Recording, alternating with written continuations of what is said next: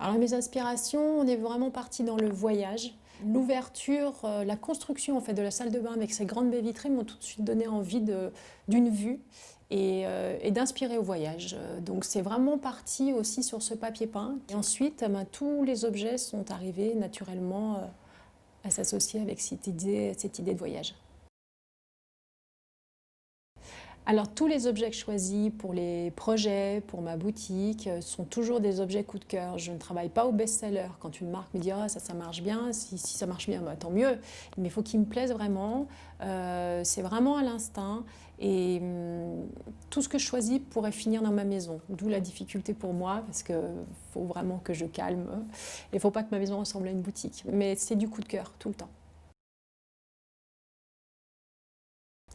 Alors, il y en a beaucoup, mais on va dire que je fais très attention à la lumière. J'aime beaucoup tous les éclairages indirects. Je trouve que les luminaires peuvent vraiment se transformer en sculpture aérienne et que c'est très important d'avoir plein de points lumineux. C'est ce qui amène de la chaleur, de la douceur et une vraie empreinte dans une maison. Les conseils déco pour la salle de bain, c'est que ça ne soit pas qu'une salle de bain. C'est un lieu de vie, c'est un endroit où on aime partager. Moi, j'ai 2 filles.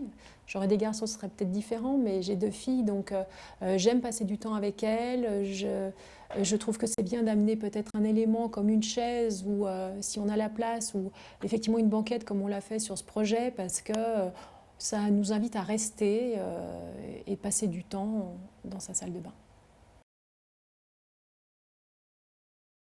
J'ai pas de couleur préférée pour une salle de bain en particulier.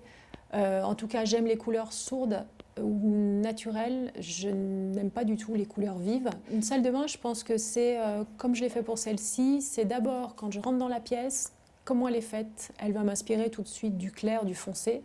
Et après, je pars dans ces orientations-là. Mais il n'y a pas de couleur préférée.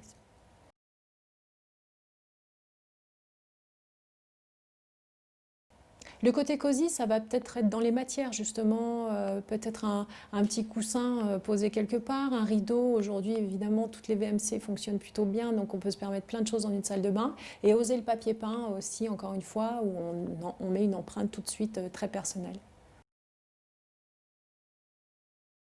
Une belle salle de bain. Après la mienne, c'est une salle de bain d'Elpha. Non, une belle salle de bain, c'est une salle de bain où on se reconnaît. La pratique, c'est très important, évidemment.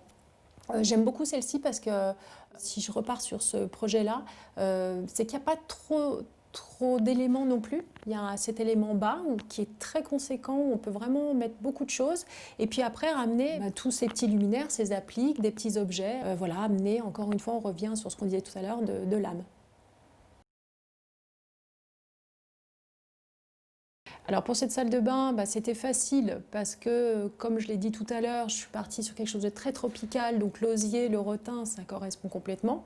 Mais ces matières très naturelles comme les luminaires par exemple ou le banc en bois, pas mal de choses que j'ai ramenées fonctionnent très bien aussi avec une salle de bain minimaliste, avec un plan de toilette blanc, des meubles blancs, des choses très épurées.